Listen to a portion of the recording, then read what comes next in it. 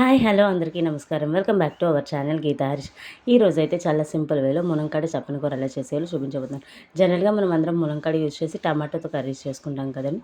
ఈరోజైతే నేను రైస్ నువ్వులతో కలిపి గ్రేవీ చేసి కర్రీ చేయబోతున్నాను. చాలా బాగుంటుందండి. ఈ కర్రీ పిల్లలు కూడా చాలా ఇష్టంగా తింటారు. ప్రాసెస్లోకి వెళ్ళే కన్నా ముందు మన ఛానల్ని అయితే అందరూ సబ్స్క్రైబ్ చేసేసుకోండి. కొత్తగా చూసే వాళ్ళు కూడా సబ్స్క్రైబ్ చేసేసుకోండి. ఇంకా ఈ కర్రీకి మనకు కావాల్సింది మెయిన్ ఇంగ్రీడియంట్ మునక్కాయలండి. అలాగే గ్రేవీ కోసం 1 టేబుల్ స్పూన్ జీలకర్ర, పావు కప్పు వెల్లుల్లి రెబ్బలు, అలాగే కారానికి తగ్గట్టు పచ్చిమిర్చి, కొంచెం కరివేపాకు. ఇది వచ్చేసి మనం ఒక 2 tablespoon rice and 2 tablespoon నువ్వుల్ని ఒక 1 అవర్ ముందే నానబెట్టేసుకోవాలండి. ఇప్పుడు వీటిని మనం మిక్సీ పట్టేసుకోవాలి. అలాగే ఈ కర్రీలోకి మనం ఆప్షనల్గా మినప వడియాలను కూడా యూస్ చేసుకోవచ్చండి. సో ఇక్కడ నేను కొన్ని మినప వడియాలను అయితే వేసుకుంటున్నాను. ఇప్పుడు ఇంకా ప్రాసెస్లోకి వెళ్ళిపోదాం. ఫస్ట్ అయితే స్టవ్ వెలిగించి కడాయి పెట్టుకోవాలి.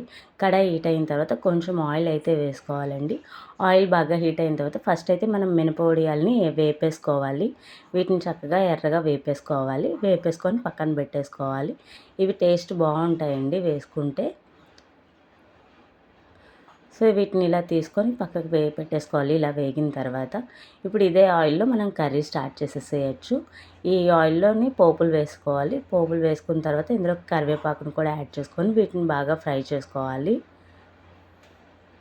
ఈ కరివేపాకు బాగా ఫ్రై అయిపోయిన తర్వాత మనం ములంకాడని యాడ్ చేసేసేయాలండి. అంతే అండి. మరి ఈ కర్రీలోకి మనం పోపుకి ఇంకేంటి యాడ్ చేయక్కర్లేదు.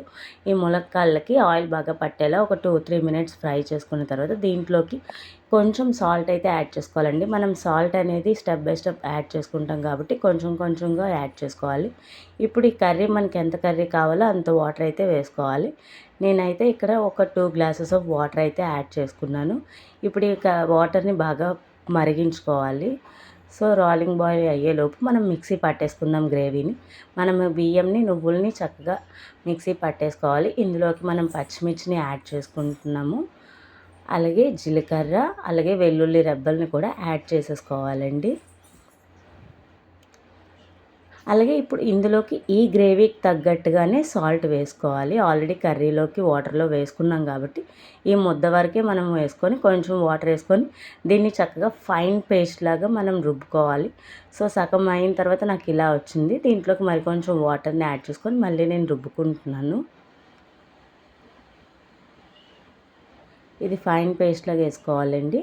చూసారు కదా, ఈ చక్కగా ఫైన్ పేస్ట్లా అయిపోయింది. దీన్ని తీసి పక్కన పెట్టేసుకోవాలి. ఇప్పుడు ఒకసారి వాటర్ బాయిల్ అయింది లేనిది చెక్ చేసుకోవాలి. ఇక్కడైతే ములంకాయలు కూడా ఉడికాయో లేదో చూసుకోవాలండి. ఈ ములంకాయలు ఇలా వేగినప్పుడు ఇందులోంచి ఒక తీయాన్ని తీసుకొని హాఫ్ బాయిల్ అయిందో లేదో చూసుకోవాలి. ములంకాడ మనకి సగం ఉడికిందో లేదో చూసుకొని దీంట్లోకి మనం ఇప్పుడు మినప వడియాలని యాడ్ చేసుకోవాలి. ఈ వడియాలు అనేవి త్వరగా ఉడికిపోతాయండి. కొన్ని దగ్గరలో మనకి టైం తీసుకుంటాయి. నా వడియాలు బేగా ఉడికిపోతాయి కాబట్టి నేను సగం ములంకాడ ఉడికిన తర్వాత యాడ్ చేస్తున్నాను. ముందే యాడ్ చేస్తే అవి ముద్ద అయిపోతాయని. ఇప్పుడైతే సాల్ట్ని అడ్జస్ట్ చేసుకోవాలి. అలాగే అడ్జస్ట్ చేసుకున్న తర్వాత ఈ ములంకాడన వడియాలు 2 ఉడికాయో లేదో చూసుకొని ఉడికిపోయిన తర్వాత మనమైతే ఈ ముద్దని ఇందులోకి వేసేసుకోవాలి. బొంబాయి చట్నీకి ఎలా చేసుకుంటాం అలాగా. ఇప్పుడు ఈ ముద్దంతా బాగా చిక్కబడినట్టు కలుపుకోవాలి. అలాగ 2-3 మినిట్స్లో ఇది బాగా చిక్కబడిపోతుంది. మూత పెట్టుకొని ఉడికించుకోవాలి. ఒక 2 మినిట్స్ తర్వాత తీసుకుంటే మనకైతే కర్రీ రెడీ అయిపోతుందండి. గ్రేవీ అంతా చిక్కబడిపోతుంది కదా. ఇది ఈ స్టేజ్లో ఆపేసుకోవాలి. ఎందుకంటే మనకి ఇది అలా చిక్కబడిపోతూ ఉంటుంది. మనకి బొంబాయి చట్నీ ఎలా చిక్కబడిపోతుందో అలాగా. సో ఈ స్టేజ్లో స్టవ్ ఆపేసి ఒక 5 మినిట్స్ రెస్ట్ ఇవ్వాలి. ఇప్పుడు 5 మినిట్స్ అయింది కదా, దీంట్లోకి మనం పాలని యాడ్ చేసుకోవాలి. ఈ పాలు కాచి చల్లార్చిన పాలండి.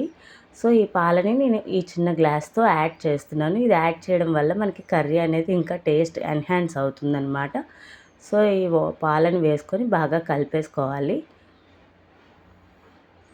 సో చూసారు కదా, ఈ పాలు వేడి మీద వేస్తే విరిగిపోతాయి. అందుకే మనం కర్రీ చేసిన తర్వాత ఒక 5-10 మినిట్స్ పక్కన పెట్టేసుకొని యాడ్ చేసుకోవాలి. ఇప్పుడు యాడ్ చేసాం కదండి, మళ్ళీ ఇది కొంచెం పలచబడింది కదా. సో మనకి ఇప్పుడు తినడానికి బాగుంటుంది. ఇది అలా టైం తీసుకునే కొద్దీ అలా గట్టి పడిపోతూ ఉంటుంది కర్రీ. ఇంకా సర్వ్ చేసేసుకోవడమే. చూసారు కదా, చాలా సింపుల్గా అయిపోయింది కర్రీ.